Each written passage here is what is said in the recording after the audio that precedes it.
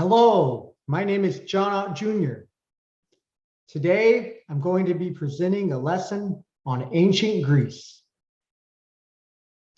Hello, students. It's great to see all of you today. I've got you divided into your different teams. I'm looking forward to teaching this topic. I think that it's a really important topic that can actually maybe even help you lead a better life. So let's take a look. We're continuing our discussion on classical civilizations.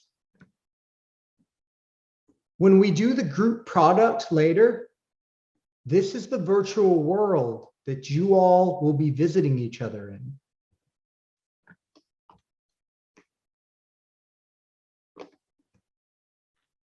This is a famous work of Greek architecture in which you can explore on a virtual field trip today.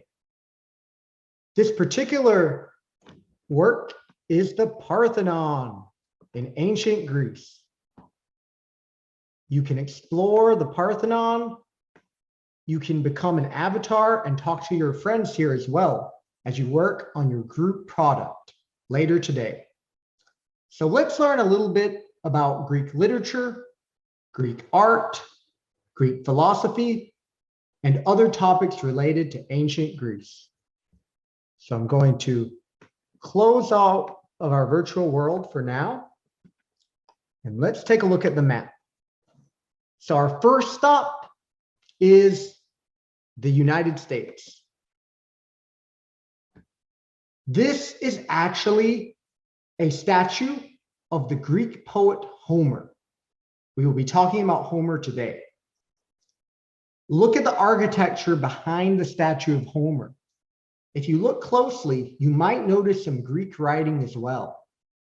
I'd like you to go ahead and talk to each other about the similarities between the University of Virginia and the virtual world of the Parthenon that I just showed you.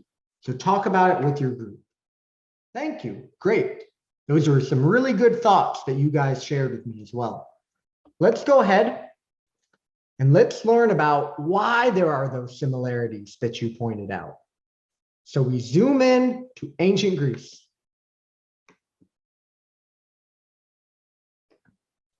We're analyzing the shift from early to classical civilizations and the enduring contributions of classical civilizations. As you all know, ancient Greece is but one of the different civilizations that we've been studying. And of course, we're going to be continuing to study ancient Greeks in the weeks ahead as well. What contributions did the ancient Greeks make to later historical developments and our world today? That is the topic. What contributions did the ancient Greeks make to later historical developments and our world today? Again, we'll be talking about this week, but we'll be talking about similar topics in the weeks to come as well, when we compare and contrast different civilizations. Before today is done, you should be able to complete a writing prompt documenting the content of your group discussions. So be sure to take notes about your group discussion. And you should also be able to complete a brief multiple choice assessment on Greek history. Let's start with literature. The ancient Greeks gave credit to Homer for two epic works, the Iliad and the Odyssey. They are two of the most influential works of literature in human history. This is actually a painting from about 2,000 years ago. It's actually a painting of the Roman Empire about a scene in Homer's Iliad.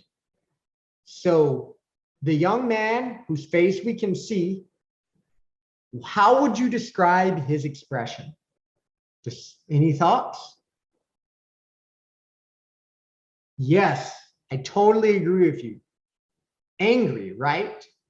He is in rage. Rage is the first word of the Iliad. That's what the Iliad is about, the rage of Achilles during the Trojan War. So I know that the condition of the painting might not be the best, but remember, this painting is roughly 2,000 years old. This is a line from the Odyssey. This is absurd that mortals blame the gods. They say we cause their suffering, but they themselves increase it by folly. That's Zeus speaking in the Odyssey. So talk about with your group, what do you think Zeus is saying here?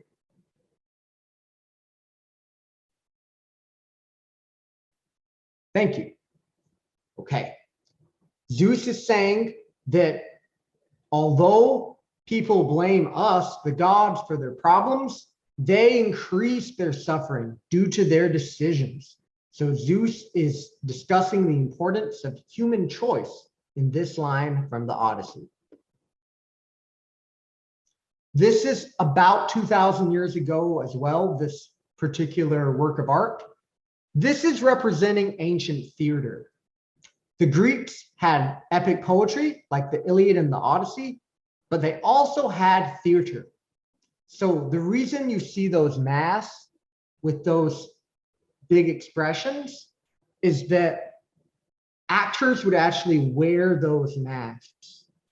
One famous writer of ancient Greek theater is Sophocles. And here's a line from Antigone. Many are the wonders, the terrors, and none is more wonderful, more terrible than man.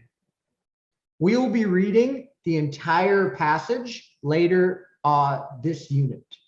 That's from Antigone by Sophocles. Okay, this is Greek art.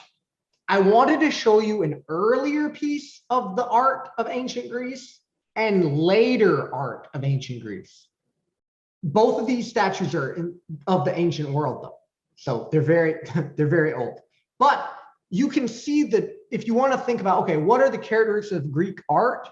Well, look how the art changed over time. What differences do you notice between the older art and the newer art? Any thoughts? Yes, exactly. The newer art is much more realistic, more representational. Notice the details on her garment that she's wearing. Compare that with, the more stiff posture of the earlier work. So yeah, and you can see Greek art was very influential on Roman art and Renaissance artists as well. This is Greek architecture. That's the Parthenon, where we visited in our virtual world. You all are going to return to that virtual world to work on your group product.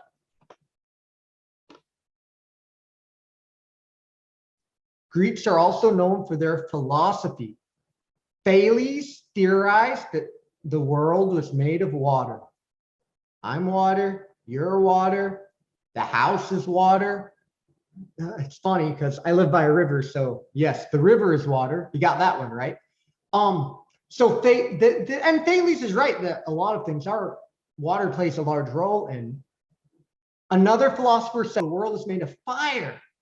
And another philosopher said the world is made of atoms. However, Greek philosophy did not have the scientific method developed. They didn't do much experimentation at all. So they had theories about nature, but it isn't until the last few hundred years we realized the importance of testing our ideas. Well, Socrates, who's an important Greek philosopher, said instead of studying nature, let's study humankind. So he studied what is right or what is wrong. We'll talk more about Socrates later as well. This is actually a picture of him drinking poison. Athens, which is one of the major players in ancient Greece, a city-state. They were a democracy, but unfortunately, they voted to execute Socrates. Why? You'll be finding out in the weeks ahead. Here we have Plato and Aristotle. Plato started the first school with the name Academy in the title. Plato's Academy, the Academy.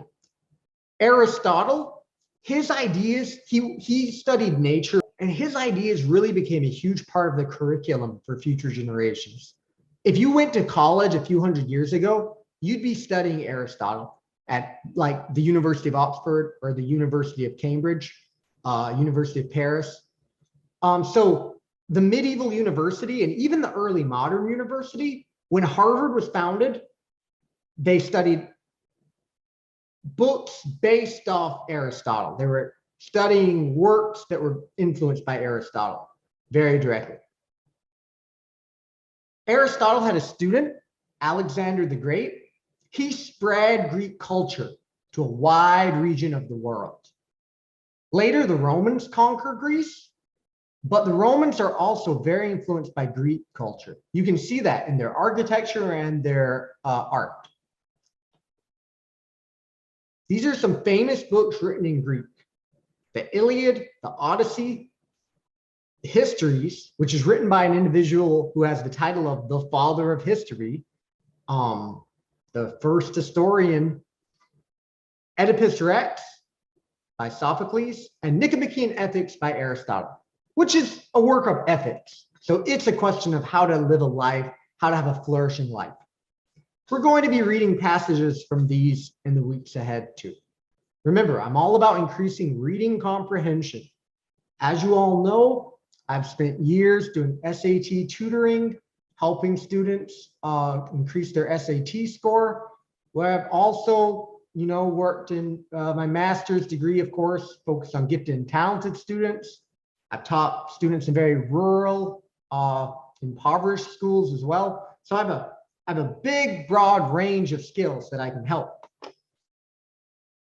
These are images of Alexander the Great from the ancient world. Again, notice the representational art. These images that you're seeing are about 2,000 years old.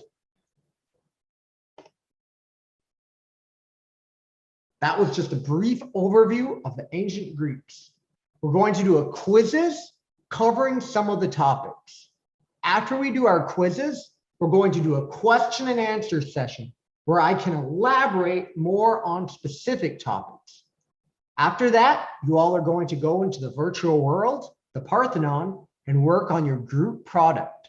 I'm looking forward to seeing your projects. You're working on projects that are in dialogue with the content. For example, I know some of you are creating a book of poetry influenced by the civilizations we've been discussing. And I know some of you are working on a little bit of computer programming, making a website to demonstrate your content knowledge. While you all are working on your group product, I'm going to be calling individual students, some pairs of students, for some extra instruction. Again, my background is in helping students at a lot of different ranges. Some of you might be having trouble with your social studies and your reading comprehension. And so I have a lot of experience helping students improve. So others of you, you already are excelling. You're doing great, but I want you to achieve even higher levels of knowledge, even higher levels of seeing the connections between the content. So again, I'll be calling, and some of you, you're doing really great in one area, but there's a few things that you could work on. So I'm going to be, while you all are in groups, some of you will come and do individual tutoring or possibly pairs of tutoring to cover some of the content. Because I have your quizzes results, I can better know what elements the class understood well and what elements were a little bit confusing. After that, we're going to do a multiple choice assessment where we see where each student individually is doing.